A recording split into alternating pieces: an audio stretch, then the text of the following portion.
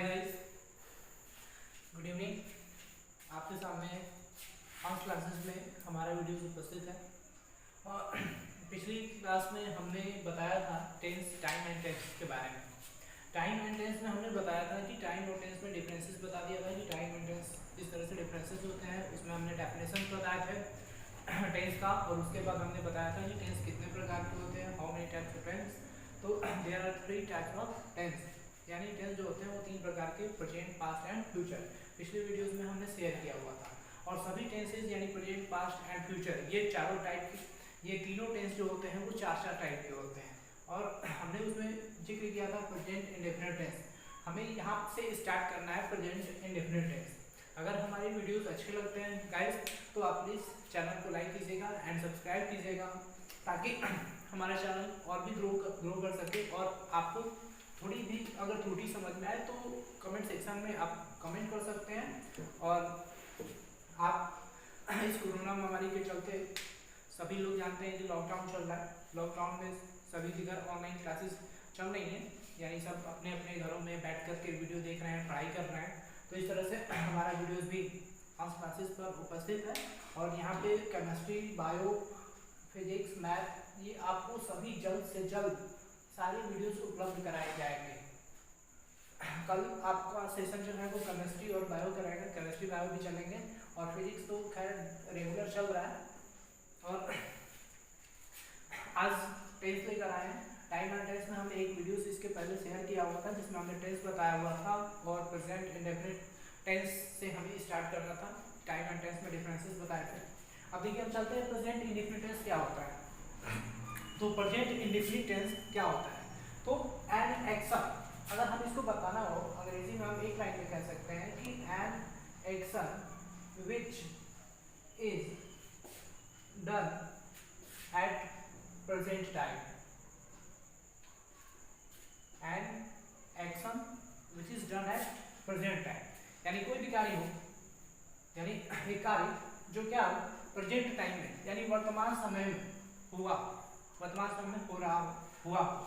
तो यहाँ पे हम प्रेजेंट इंडेफिनिट टेंस की बात कर रहे हैं। तो प्रेजेंट इंडेफिनिट टेंस में हम उस दिन पिछले वीडियो में बात किया था simple present tense, simple present tense, और या पास्ट इंडेफिनिट टेंस।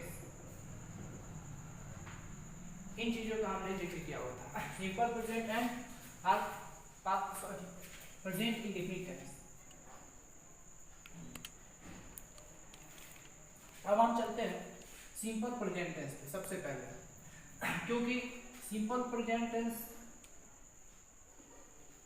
ये क्या होता है। सिंपल प्रेजेंट टेंस में याद रखिएगा कि सिंपल प्रेजेंट टेंस जो इस एम आर के प्रयोग से, जिसमें मेन वर्ब का यूज होता है, इस एम आर को मेन वर्ब के रूप में प्रयोग किया जाता है, उसको हम सिंपल प्रेजेंट टेंस कहते हैं। उसमें सिंपल प्रेजेंट टेंस में हमारा जो स्ट्रक्चर होता है वो ये होता है कि subject is am are plus adverb, adjective or noun, जो व्यक्त करता है कंडीशन आर स्टेट को, स्थिति अथवा अवस्था को, यानी स्थिति अथवा अवस्था को बताने के लिए हम सिंपल प्रेजेंट टेंस यूज करते हैं। Subject plus EMR plus adverb, adjective, noun, ये कंडीशन आर स्टेट को व्यक्त करता है। जैसे हम कहें कि राम एक बहुत अच्छा लड़का है, तो हम यूज करेंगे, तो यहाँ पे यूज करेंगे सेंटेंस में Ram is a very good boy, a very good boy. क्यों? क्योंकि यहाँ पे देखिए सब्जेक्ट, हमने पिछले वीडियोस में बताया था इन सब के बारे में बेसिकली सब्जेक्ट क्या होता है। तो सब्जेक्ट जब किसी व्यक्ति वस्तु का नाम लेते हैं, या जब कोई व्यक्ति या वस्तु किसी सेंटेंस में कोई कार्य करता है, तो उसको हम सब्जेक्ट बोलते हैं। तो सब्जेक्ट, ये हमारा नाम क्या हुआ, सब्जेक्ट। देखिए हम यहाँ पे बता रहे थे सिंपल प्रेजेंट टेंस और प्रेजेंट इंडेफिनिट टेंस। आपको होमवर्क भी दिया जाएगा, आप पीडीएफ से अपलोड भी कर सकते हैं, और इसके एक्सरसाइज भी हम दिया करेंगे, आपको लिंक मिल जाएगी 1 घंटे बाद।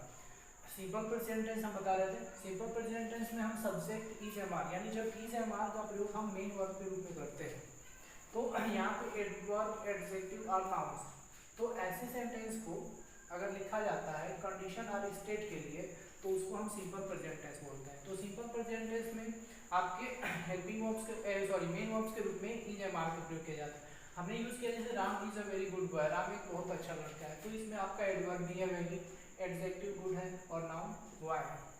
अगर एडवर्ब नहीं रहता है तो अगर हम कहें कि राम अच्छा लड़का है तो Ram is a good boy. अगर यहाँ पे एडजेक्टिव नाउन आ गया, अगर कहेंगे सी इज वेरी स्मार्ट तो यहाँ पे क्या आ गया, एडवर्ब के साथ एडजेक्टिव आ गया। जैसे राम इज पुअर, राम क्या है, गरीब है। फिर कहें कि Ram is a teacher, Ram एक अध्यापक है। तो हम यहाँ पे देख रहे हैं कि एडवर्ब, एडजेक्टिव नाउन, पहले वाले सेंटेंस में very good boy, adverb, adjective noun तीनों प्रयोग किए गए हैं। दूसरे वाले में एडजेक्टिव प्लस नाउन यूज किया गया है। तीसरे वाले में एडवर्ब और एडजेक्टिव यूज किया गया है और चौथे वाले में केवल एडजेक्टिव है और यहाँ पे राम इज अ टीचर, यहाँ पे नाउन है। तो आप एडवर्ब, एडजेक्टिव, नाउन या तो तीनों साथ में यूज कर सकते हैं, या एडवर्ब, एडजेक्टिव को ले सकते हैं, या केवल एडजेक्टिव भी यूज किया जा सकता है, या केवल नाउन यूज किया जा सकता है। तो आप लोगों ने पढ़ा होगा पिछले वीडियोस में, यानी जब एडवर्ब, एडजेक्टिव, एडवर्ब किसे कहते हैं, तो आपको बता दें कि एडवर्ब वह शब्द होता है जो किसी नाउन अथवा प्रोनाउन और इंटरजेक्शन को छोड़कर शेष पार्ट्स ऑफ स्पीच की विशेषता बताता है। जैसे हमने कहा कि Ram is a very good boy, अब राम अच्छा लड़का है, तो अब इस गुड को मॉडिफाई कर रहा है, गुड क्या है, एडजेक्टिव है, कितना अच्छा है, तो बहुत अच्छा। तो यहाँ पे वेरी जो हो गया एडवर्ब हो गया, क्यों, क्योंकि इस एडजेक्टिव की क्या किया, ये विशेषता बताया। एडजेक्टिव क्या होता है, तो एडजेक्टिव भी जानते हैं, adjective is a word which qualifies a noun, यानी राम कैसा लड़का है, तो राम एक अच्छा लड़का है, तो यहाँ पे हम गुड यूज किया, तो गुड ये क्या है, एडजेक्टिव बन गया। तो नाउन किसे कहते हैं, तो नाउन सभी लोग जानते हैं, noun is the name of person, place, thing, quality, condition and action. तो हमने पिछले वीडियोस में सब शेयर किया हुआ है, अब बाकी हमारी वीडियोस पार्ट्स ऑफ स्पीच जब ओपन करेंगे तो वहाँ पे आप पढ़ सकते हैं। अभी हम सिंपल प्रेजेंट टेंस के बारे में बता रहे हैं। तो सिंपल प्रेजेंट टेंस में जब भी एडवर्ब, एडजेक्टिव, नाउन यानी कंडीशन और स्टेट की बात होती है तो वहाँ पे इज एम आर का प्रयोग हम मेन वर्ब के रूप में करते हैं और ऐसे सेंटेंसेस को हम सिंपल प्रेजेंट बोलते हैं। अब ये हमारा पहला स्ट्रक्चर था। दूसरा स्ट्रक्चर अगर हम नहीं सिंपल प्रेजेंट टेंस में तो आता है subject plus has, have plus adverb, adjective और नाउन। ये क्या बताता है, तो ये डिनोट करता है पोजीशन को, किसको, पोजीशन, अधिकार अथवा स्वामित्व। जब पोजीशन और ओनरशिप की बात होती है तो सिंपल प्रेजेंट टेंस में subject, has, have plus adverb, adjective और नाउन यूज करते हैं। क्यों, कितने सारे स्टूडेंट्स होते हैं जो इसको देखने के बाद, हैज, हैव को देखने के बाद वो कह सकते हैं कि ये परफेक्ट टेंस में है, प्रेजेंट परफेक्ट में। क्यों, प्रेजेंट परफेक्ट टेंस में कोई कार्य अगर वर्तमान समय की बात है तो वो बीत चुका होता है, बहुत पहले खत्म हो गया होता है और वहाँ पे हैज, हैव के साथ वर्ब के थर्ड फॉर्म का यूज किया जाता है। लेकिन जब अधिकार की बात आती है, जैसे हम कहें कि मेरे पास एक कलम है, तो हम कहेंगे कि आई हैव अ पेन, यानी मेरा पेन पे क्या है, अधिकार है, मेरे पास एक कलम है या मैं एक पेन रखता हूँ। तो यहाँ पे हैव का प्रयोग मेन वर्ब के रूप में हुआ, पोजीशन के लिए, अधिकार अथवा स्वामित्व के लिए हुआ। यही है कि the king has two sons, यानी राजा के दो पुत्र हैं, राजा के दो बेटे हैं।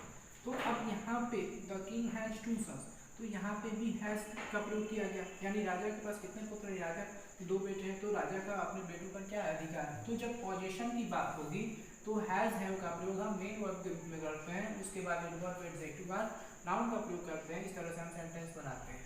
जैसे हम हिंदी में लिखते हैं, जैसे मेरे पास एक कलम है, मेरे पास एक कलम है, तो हम क्या बनाते हैं, तो मेरे पास एक कलम है, तो सबसे पहले हम सब्जेक्ट ढूंढते हैं। तो अब यहाँ पे सब्जेक्ट देख रहे हैं कि हमने इस सेंटेंस को ये लिखा, मेरे पास एक कलम है, तो जानते हैं कि मेरा और मेरी, बहुत सारे बच्चे जानते हैं कि मेरा या मेरी का माई होता है, तो हम यहाँ पे मेरे की जगह पे कितना माई लगा देते हैं। तो ऐसा नहीं, जब भी अगर मेरे पास एक कलम है या मैं एक पेन रखता हूँ या मैं एक कलम रखता हूँ, तो सेंटेंस हिंदी सेंटेंस के अर्थ में मत जाइएगा, क्योंकि जैसे अगर कहें कि मेरा भाई अध्यापक है, तो यहाँ पे इस सेंटेंस को अगर हम कह रहे हैं कि मेरा भाई अध्यापक है, तो अब यहाँ पे मेरा आ गया, तो यहाँ पे हम कह सकते हैं, क्योंकि भाई क्या है, नाउन है, तो अब यहाँ पे कह सकते हैं कि my brother is a teacher, my brother is a teacher. और यही हमने कह दिया कि मेरे पास एक कलम है, तो माई हैव नहीं लगाएंगे यहाँ, या मैं एक कलम रखता हूँ, तो इसको हम सीधी से बनाएंगे, मेरे पास एक कलम है, तो आई वर्ब को, क्रिया को हमेशा हिंदी वाक्य में अंत में यूज किया जाता है, तो हम यहाँ पे कहेंगे कि आई हैव अ पेन, जबकि इंग्लिश ग्रामर में हमेशा सब वर्ब को तुरंत सब्जेक्ट के बाद स्थान दिया जाता है असर्टिव सेंटेंस में। तो असर्टिव सेंटेंस में मेरे पास एक कलम है या मैं एक कलम रखता हूँ, तो हम इसके लिए कहेंगे आई हैव अ पेन। अब देखिए हैज हैव की बात होती है, अब इस सेंटेंस में हैज हैव, तो हम जानते हैं हैज का प्रयोग जो करेंगे वो थर्ड पर्सन के सिंगुलर सब्जेक्ट के लिए करेंगे, जैसे ही हो, सी हो, इट हो, उसके बाद सिंगुलर नाउन हो।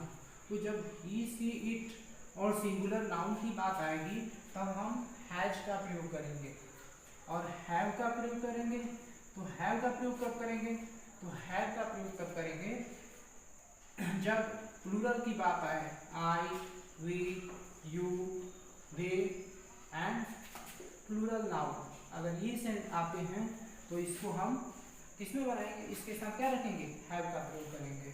तो ये हमारा सिंपल प्रेजेंट था, सिंपल प्रेजेंट है, जिसमें ये आपके स्ट्रक्चर से subject has have plus adverb adjective noun, और पहला subject is am are plus adverb adjective noun.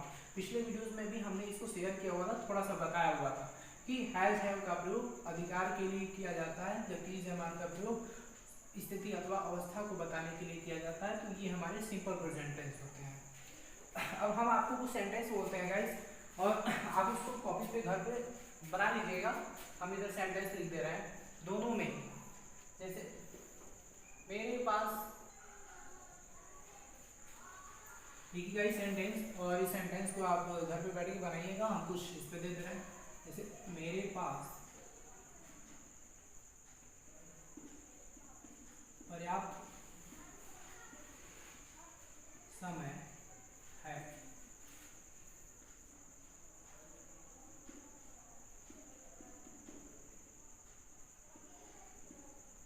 मेरे दोस्त के पास बुद्धि नहीं है।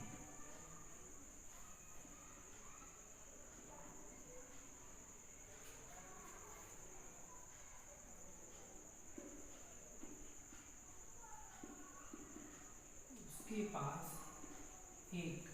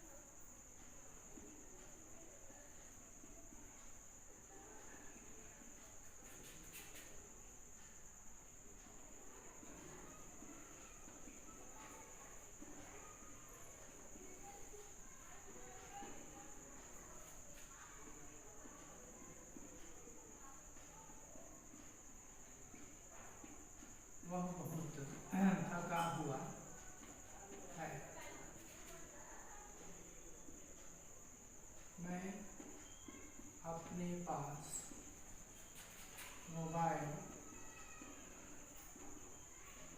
नहीं रखता हूँ।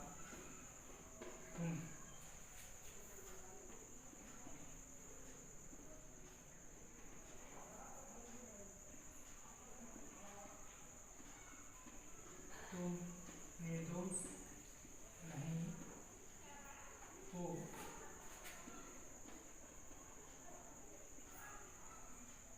वे लोग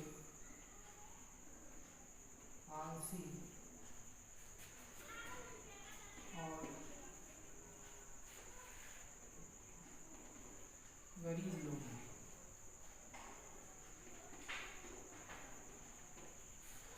तो सर गाइस हमने ये छोटे छोटे सेंटेंस दिए हैं ताकि आप इसको घर पे प्रैक्टिस करो, और प्रैक्टिस करने के बाद आप हमारे कमेंट सेक्शंस में आप कमेंट भी कर सकते हैं।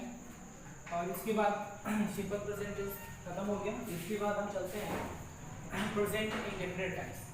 अब हम इसको पढ़ेंगे प्रेजेंट इंडेफिनिट टेंस, यानी प्रेजेंट इंडेफिनिट टेंस कब यूज़ किए जाते हैं और इसके क्या रूल्स होते हैं, इसके कंडीशंस, टर्म एंड कंडीशंस क्या होते हैं, प्रेजेंट इंडेफिनिट टेंस का स्ट्रक्चर क्या होता है, कैसे इसके सेंटेंस को बनाते हैं और हम इसका प्रयोग कब करते हैं। तो इसके 17 रूल्स हम आपको बताने जा रहे हैं।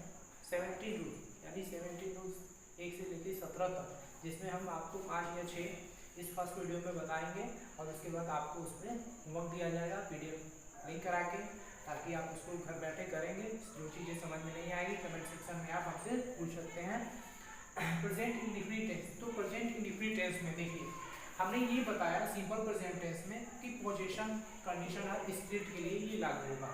लेकिन प्रेजेंट इंडेफिनिट टेंस क्या होता है, तो प्रेजेंट इंडेफिनिट टेंस में सीधा हम एक्शन वर्ब यूज करते हैं या एक्शन वर्ब्स। एक्शन वर्ब्स का मतलब ये हुआ कि यानी जिसके द्वारा कोई व्यक्ति या वस्तु यानी काम करता है, यानी अगर कोई व्यक्ति अथवा वस्तु किसी वाक्य में अगर उसके कार्य को दर्शाया जाता है तो हम प्रेजेंट इंडेफिनिट टेंस का यूज करते हैं।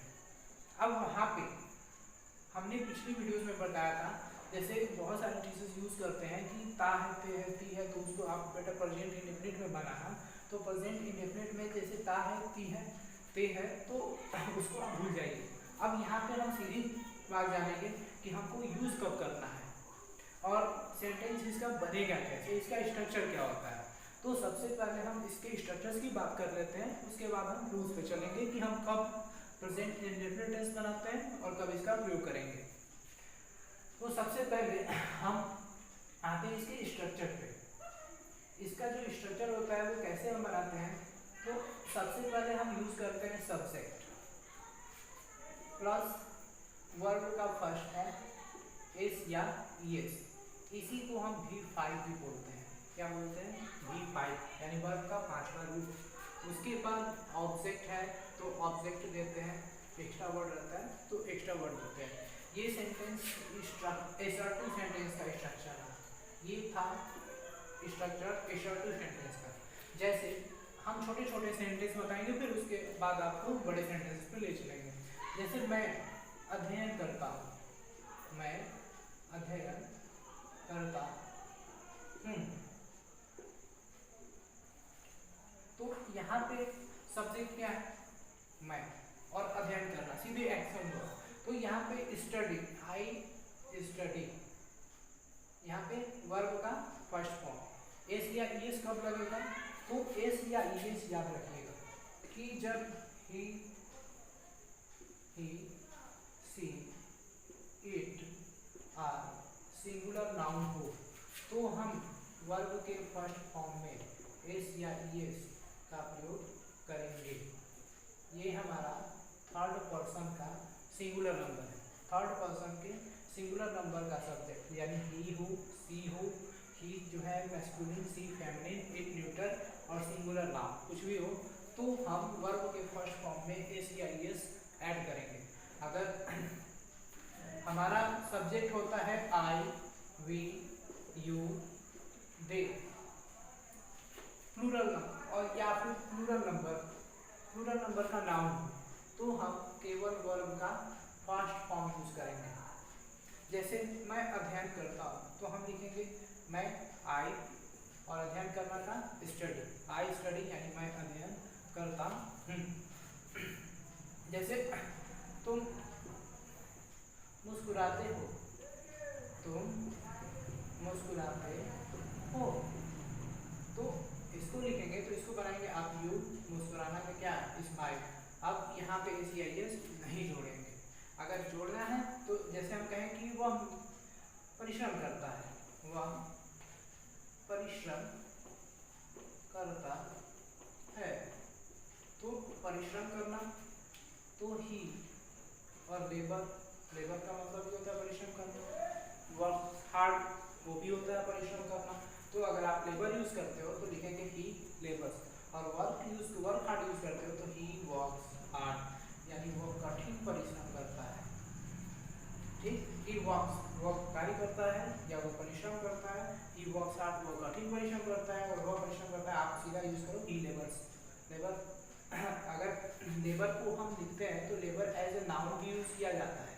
लेबर का मतलब क्या होता है, मजदूर, एज अ नाउन, जब नाउन के रूप में लेते हैं। अगर इसी को हम वर्ब के रूप में लेंगे तो लेबर का मतलब हुआ परिश्रम करना। एस जोड़ दिए हम तो ये क्या हो गया, ये लेबर्स, ये वर्ब बन गया, वर्ब के फर्स्ट फॉर्म में एस आई एस, तो यहाँ पे ये वर्ब का कार्य किया। और वहीं पे कहें कि जैसे मेरा मजदूर आज नहीं आया तो हम कहेंगे कि माई लेबर हैज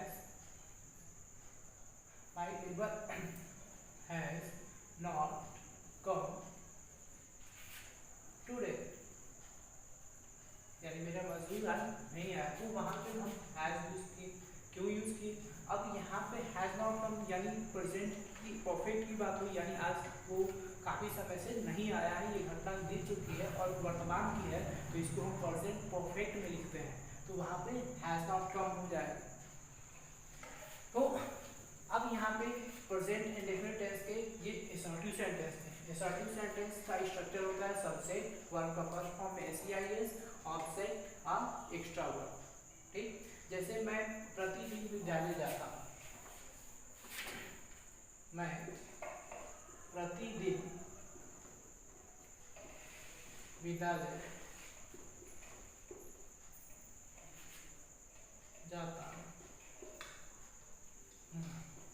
तो यहाँ पे कहें आई सब्जेक्ट है, आई के साथ क्या लगाएंगे, तो I we you they plural noun, verb का फर्स्ट फॉर्म, तो आई गो टू स्कूल। गो के बाद हमेशा एक प्रीपोजिशन अपने साथ रखता है, I go to school every day, ये आपका एडवर्ब ऑफ टाइम है, मैं प्रतिदिन विद्यालय जाता हूँ। तो ये हमारा स्ट्रक्चर हुआ सेंटेंस का। इस तरह से हम प्रेजेंट इंडेफिनिट टेंस